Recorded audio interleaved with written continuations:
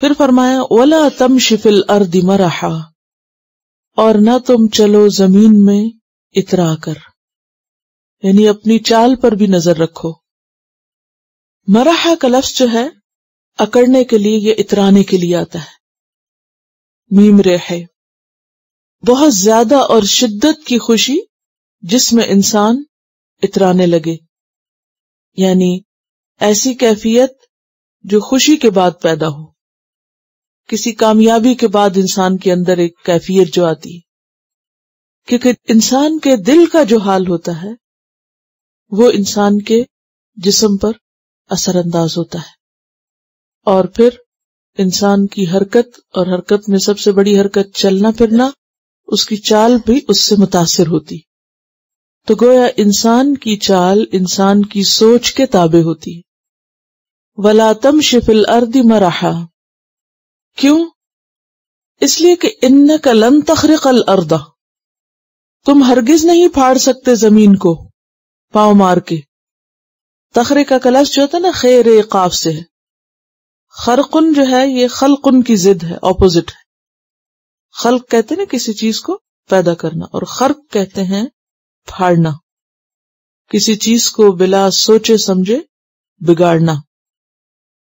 اور خرق ایسا پھاڑنا ہوتا ہے جو جدھر چاہے پھٹ جائے، یعنی کسی ترتیب سے نہیں۔ ایک تو ہوتا ہے نا کسی چیز کو آپ پھاڑیں تو اس کو ایک طریقے سے ایک خاص ڈائریکشن میں، لیکن خرق ہوتا ہے کہ آپ اس طرح بے دردی سے پھاڑیں کہ وہ سیدھا بھی اور دائیں بائیں بھی اور ہر طرف سے پھٹ جائے۔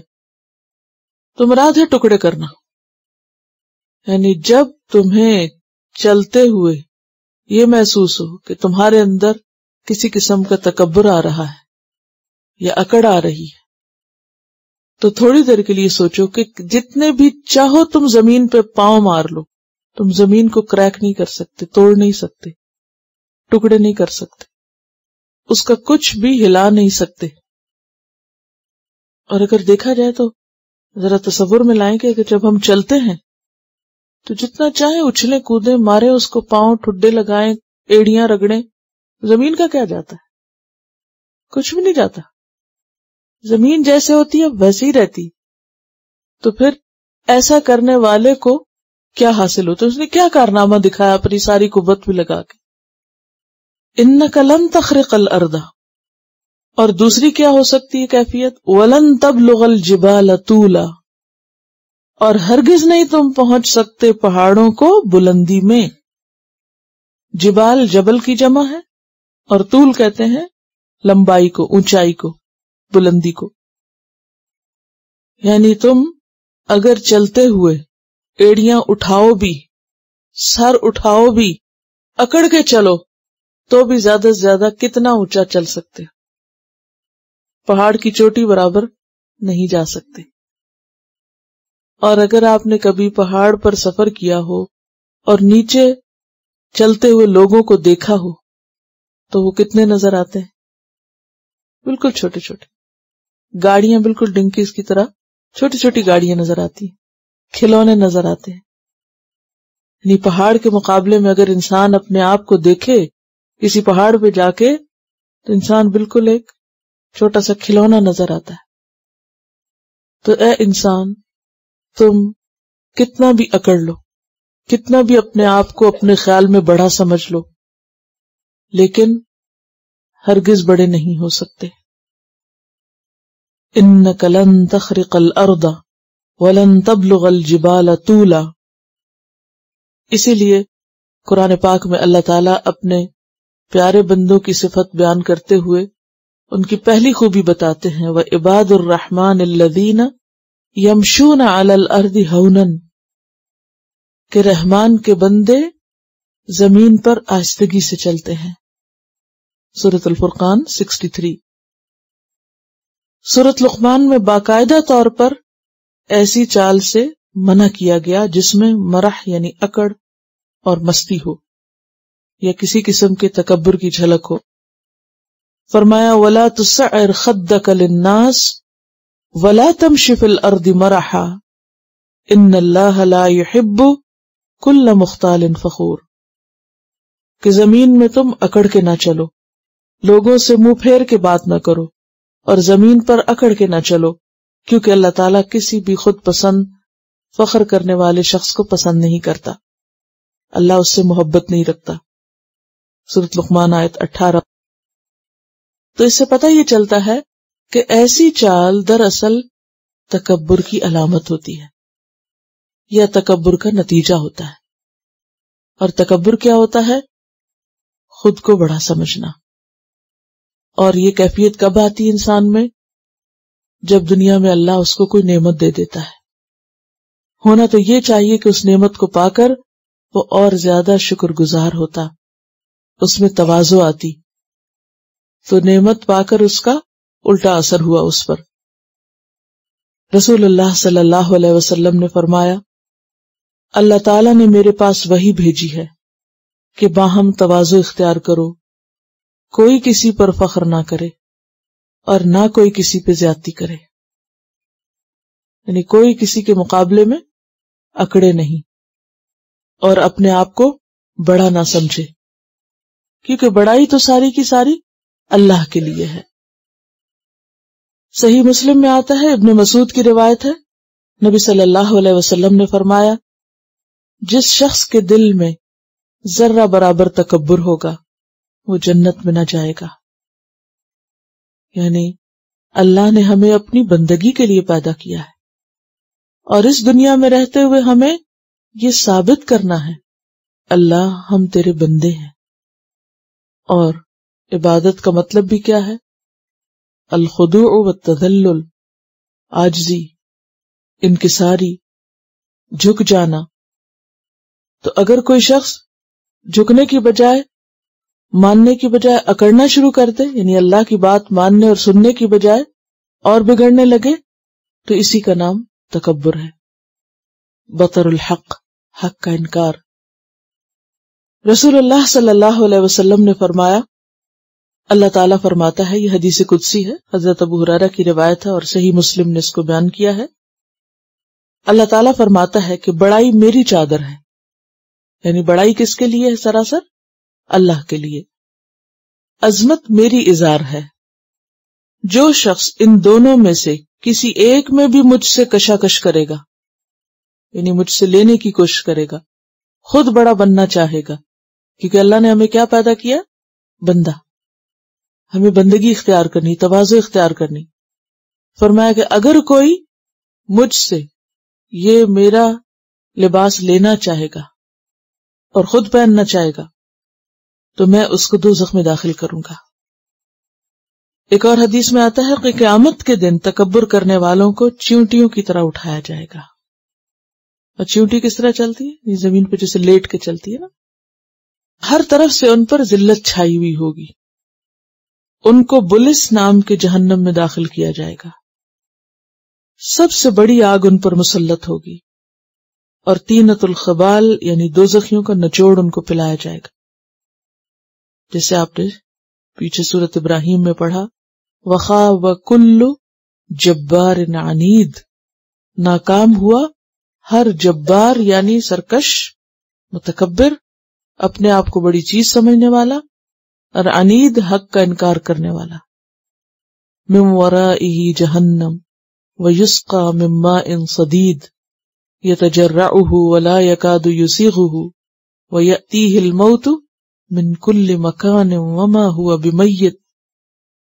تو بات یہ ہے کہ نہ صرف یہ کہ دل میں، گفتگو میں، بلکہ عمل میں، اور عمل میں بھی چال جو ہر انسان کو چلنی پڑتی، اس میں بھی عاجزی کی ضرورت ہے۔ یعنی عاجزی اور انکساری کا جو اظہار ہے وہ چال سے بھی ہونا چاہیے۔ عام طور پر اکڑا کیوں جاتا ہے؟ کیونکہ انسان یہ سمجھتا ہے کہ جھکنے میں شاید اس کی ذلت ہے، شاید وہ چھوٹا ہو جائے گا یا لوگ اس کو اہمیت نہیں دیں گے۔ جیسے پہلے میں نے کہا تھا نا کہ تکبر یا خود پسندی یا احساس برتری دراصل ریاکشن ہوتا ہے کس کا؟ احساس کمتری کا۔ جن لوگوں کی زندگی میں کوئی کمی ہوتی ہے تو وہ اس کمی کو ایکسپٹ نہیں کرتے۔ اگر ایکسپٹ کر لے انسان تو بہت سی مشکلیں آسان ہو جاتی ہیں۔ اب آپ اسے ایکسپٹ کر لیتے ہیں، ایکسپٹ کر کے کیا ہے پھر آگے چلتے ہیں، تو پھر آپ کے اندر ایک اور طرح کا ارادہ اور عزم آتا ہے، پھر آپ آگے چلنے لگتے ہیں۔ لیکن جب انسان کے اندر کمی بھی ہو اور وہ اس کو مانے بھی نہ، ایکسپٹ بھی نہ کرے، تو وہ ایک اپنے اندر کی جنگ میں مبتلا ہو جاتا ہے، وہ خود سے خود جھگڑنے لگتا ہے۔ اس کا نتیجہ کیا ہوتا ہے کہ پھر وہ ایسے کام یا ایسی حرکتیں کرنے لگتا ہے کہ جن سے تکبر ٹپکتا ہے، تاکہ وہ اس احساس کو دور کر سکے کہ میرے اندر کوئی کمی نہیں۔ نتیجتاً اس کا رویہ ایک ریاکشنری رویہ ہو جاتا ہے۔ تو حضرت عمر فرماتے ہیں، حضرت عمر منبر پر تھے، کہتے ہیں کہ لوگوں، میں نے خود رسول اللہ صلی اللہ علیہ وسلم سے یہ فرمان سنا تھا کہ جو اللہ کے لیے تواضع اختیار کرتا ہے اللہ اس کو اوپر اٹھاتا ہے، اور جو خود بڑا ہوتا ہے یا بڑا بنتا ہے اللہ اس کو نیچا کر دیتا ہے، پست کر دیتا ہے۔ پس وہ لوگوں کی نظر میں چھوٹا ہو جاتا ہے اور اپنی نظر میں بڑا ہوتا ہے، یہاں تک کہ لوگوں کے نزدیک وہ کتے اور سور سے بھی زیادہ ذلیل ہوتا ہے۔ یعنی متکبرین جو ہیں یا خود پسند لوگ، دنیا میں بھی ان کو کوئی عزت نہیں ملتی۔ تو عزت کس چیز میں ہے؟ چھوٹا بننے میں۔ تو جو شخص اپنے آپ کو بندہ تسلیم کر لیتا کہ میں انسان ہوں، میں کمزور ہوں، میں کامل ہو ہی نہیں سکتا، مکمل ہو ہی نہیں سکتا، مکمل تو صرف ایک ہی ہستی اور وہ اللہ کی ذات ہے۔ ہم انسان تو سب کمزور ہیں، ہم اپنی ایک کمزوری پہ قابو پاتے تو ایک دوسری سامنے آ جاتی، اس پہ قابو پاتے تو ایک تیسری چیز سامنے ہوتی۔ ساری زندگی ہم مقابلہ ہی کرتے رہتے ہیں مختلف چیزوں کا، لیکن ہم پورے نہیں آ پاتے۔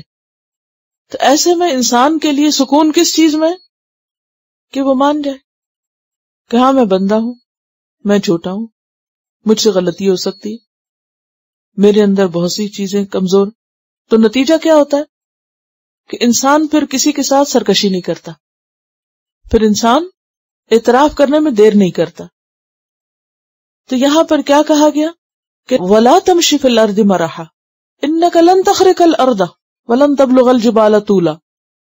اب بظاہر دیکھنے میں تو زمین کو پھاڑنا یا پہاڑ جتنا ہونا ہے، لیکن اگر اس کو سمبولیکلی لیا جائے تو کیا معنی ہوگا کہ انسان کے اندر کتنی بھی طاقت ہو، کتنی بھی قوت ہو، وہ زیادہ سے زیادہ کیا کر سکتا ہے اس قوت سے؟ ایک زمین کو تو وہ توڑ نہیں سکتا۔ اور زمین کیا ہے؟ پوری کائنات میں آپ دیکھیں، رب العالمین ہم نے پڑھا تھا، تو اس کے مقابلے میں زمین خود ایک ذرہ ڈاٹ ہے، چھوٹا سا۔ اس زمین پر ہماری کیا حیثیت؟